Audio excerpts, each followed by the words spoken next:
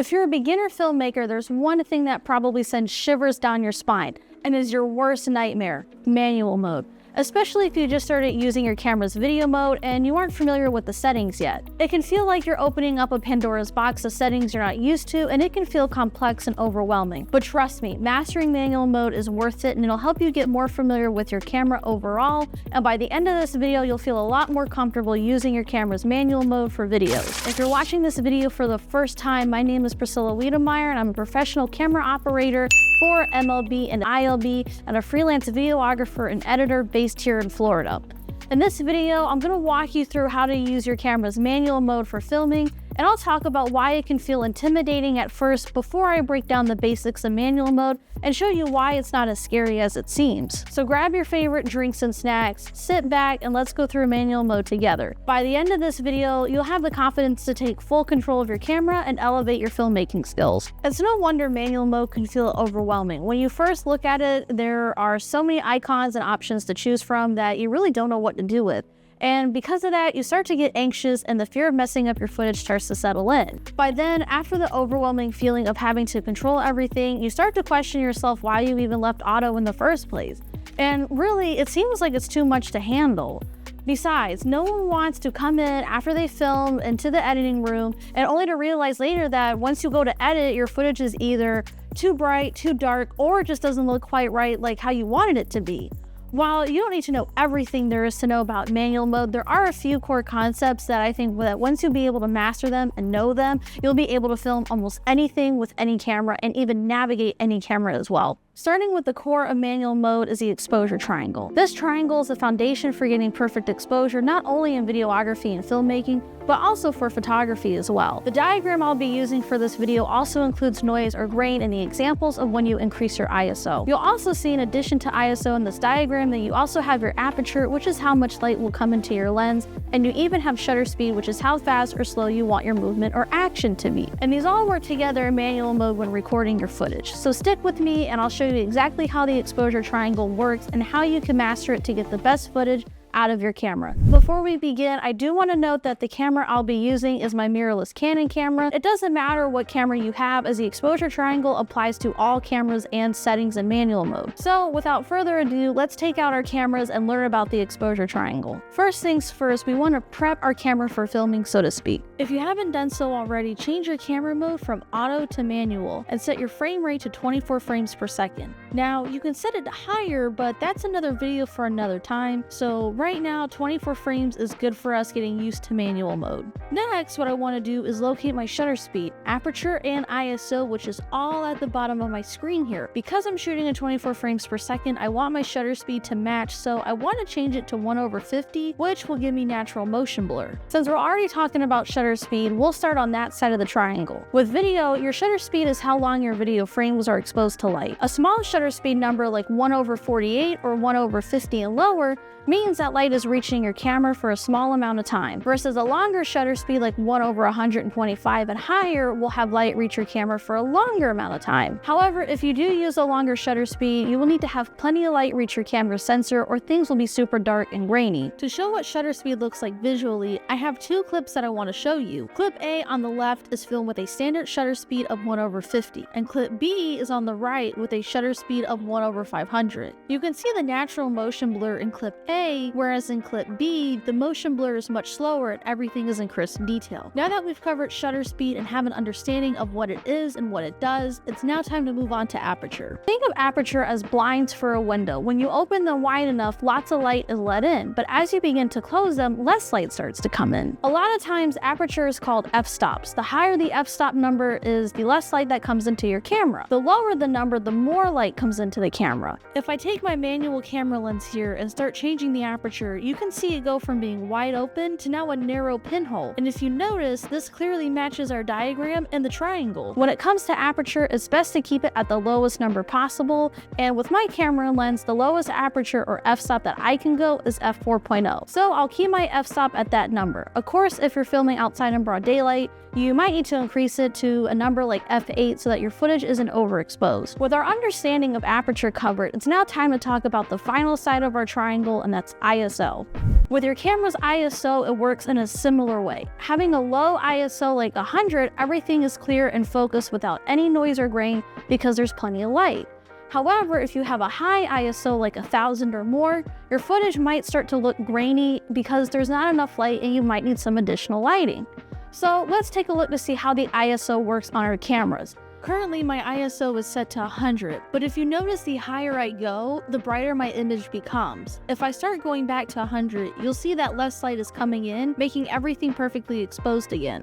Now, depending on the conditions of where you're filming at, you might have to adjust your ISO to fit your needs. You might also need to change your aperture as well, but I would avoid trying to change your shutter speed as you want it to remain the same as you want to capture that natural motion blur.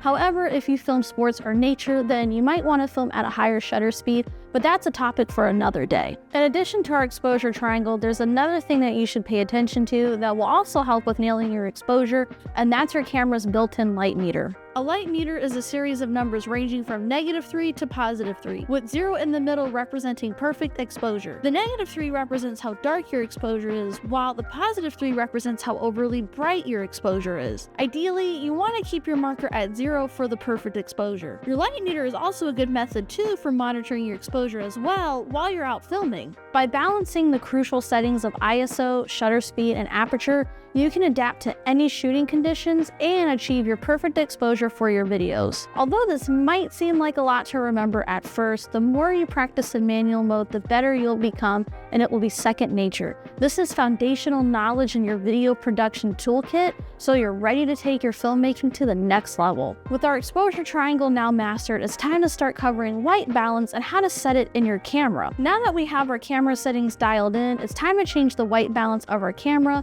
While you can have it set to auto, I wouldn't recommend it as it might not always be accurate in the space you're filming in. After all, this is a manual tutorial, so we won't be using auto anyways. As you can see on my camera, I have different white balance options to choose from. I can pick daylight, shade, cloudy, tungsten, white fluorescent, and even flash. I even have the option to set a custom white balance where I can choose a spot on a grid, or I even have the option to set a custom color temperature based on the lighting conditions that I'm in. But you may be telling yourself, light has a color temperature. It does, and the space that you're filming in has one too.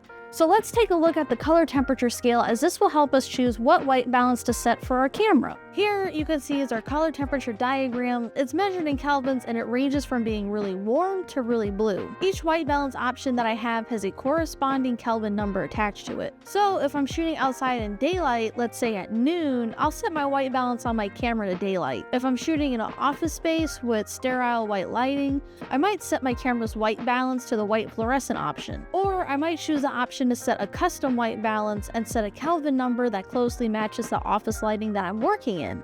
Of course, no filming location is the same and each will have their own white balance, so you'll need to adjust that setting accordingly. For this video, I'll be setting it to the color temperature of my studio space as it's inside. With our aperture, shutter speed, ISO, and white balance dialed in, it's time to set our color profile. You might have heard the words color profile or picture style, S-log, or even C-log. These all refer to the picture style or coloring of your footage. S-log refers to the flat color profile setting in Sony's cameras, which you could set if you want to do color grading in your edit.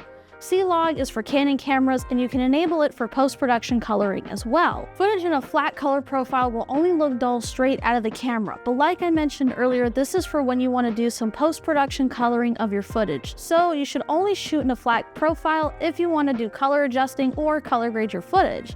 My camera doesn't support C-log, so I personally will film in a neutral color profile that is flat in saturation and color if I want to color grade my videos. Because of that, let's take a look at the color profile options that my camera does have. I can choose from auto, standard, portrait, landscape, fine detail, neutral, faithful, and monochrome.